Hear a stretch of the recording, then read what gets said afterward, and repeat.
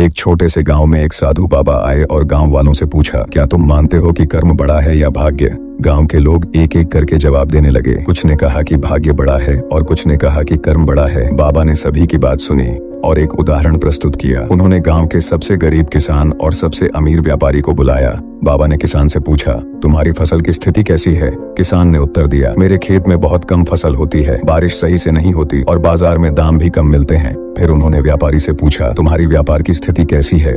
व्यापारी ने कहा, मेरे व्यापार में हमेशा लाभ होता है, अच्छे सौदे और ग्राहकों की कोई कमी नहीं है। बाबा ने दोनों की बातें सुनकर कहा, किसान, तुम्हारी फसल में कमी है और व्यापारी की व्यापार में सफलता है, लेकिन ध्यान दो, किसान ने मेहनत की और बीज बोए, व्यापारी ने व्यापार में यथा समय निर्णय लिए। दोनों ने अपनी अपनी स्थिति में कर्म किए। भाग्य उनकी मेहनत और समझ के अनुसार बदलता है।